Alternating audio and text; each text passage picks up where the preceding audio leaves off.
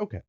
So, I wasn't sure what exactly to do a presentation on. I wanted to do everything actually. I liked the history of, classical Chinese medicine and how that was kind of destroyed because of the Cold War. I find that really fascinating. I really fell in love with Thai massage, and how it's kind of like a blend of massage and yoga into one.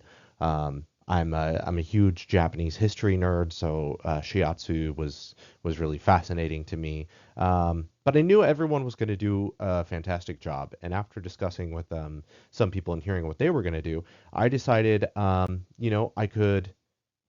could put a little more of my personality into it. So my learning style is comparing and contrasting, um, from different things. If I learn about muscles, I have to think about the gym and exercise, and so that's what we're going to do. And hopefully, you guys find this interesting and enjoy watching.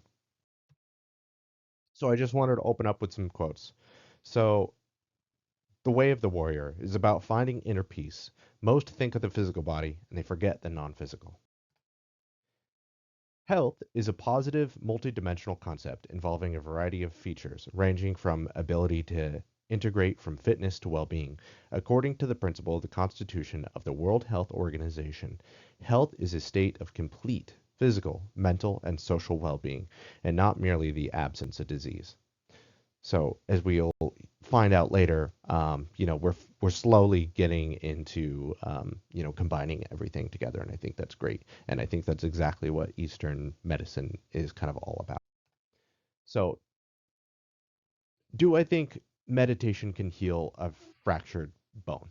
No, but there are people in the business end of Western medicine who have that perception of the teachings of Eastern medicine, and it's kind of shamed and shunned on and seen as like a lower class way of healing.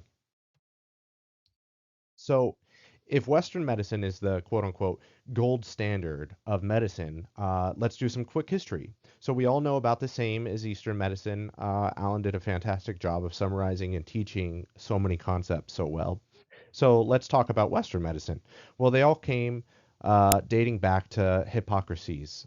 He's known as the father of medicine. He's that man there made of stone. Hopefully, he wasn't, a stone statue then. So he dates back to 400 BC. His philosophy was strengthening and building the body's natural resistance to disease via diet, exercise, massage, and hydrotherapy.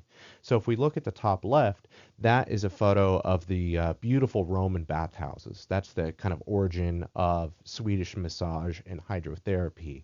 If we look below that, that is an ancient art depicting yoga. So there's your exercise. Then below that is a diet of for an Ayurveda personality type. So there's your diet there. And then we have massage in the depiction of this beautiful painting of Japanese shiatsu. So if you if you look at the history, everything's kind of around the same time frame. And for some reason, Western medicine really liked to follow the Spartans and Hercules and mythology, and kind of just shunned away the Eastern medicine. So I just find that fascinating that his philosophies, this father of medicine, the first known physician um, in history, had the same philosophies as so many other teachers in so many different other modalities and teachings. So here's just some quick stone tablets. You can learn more about these. The first, I think, is just a beautiful tablet depicting the education of massage from a teacher to students. And then there's like what's alleged to be the teachings of anatomy in the other, through massage. So the similarities don't stop there. Even today in modern medicine, we have psychology. So in psychology, you have to learn these three different categories. You have to learn attachment styles. This is how you handle personal interrelationships and kind of like what attachment style you are. And you really want to come up to this secure, confident. And most people, suffer from trauma and bad upbringings in childhood, they're in the fearful, avoidant, or the anxious, preoccupied. These are like seen as like lower tier attachment styles. Then we have emotional intelligence, and it talks about how you have to kind of like start from the bottom. You have to know, you have to be self-aware, you have to listen to your own self before you can, start projecting out. And that's a way to heal and help people. Then we have Maslow's pyramid. This is really popular. You've probably seen it in school, and it's talking about how you need to settle your basic needs, then your psychological needs, then you can come up to, self-fulfillment. But if you look, everything's kind of talking about the bottom up, and you have this root, kind of like a root chakra system, and you have to unlock one, and you have to go, I am, I feel, I do, before you can reach the crown or enlightenment. And I think it's beautifully depicted in these images here of the similarities between psychology. Yet you won't see a psychology student taking a chakra systems class.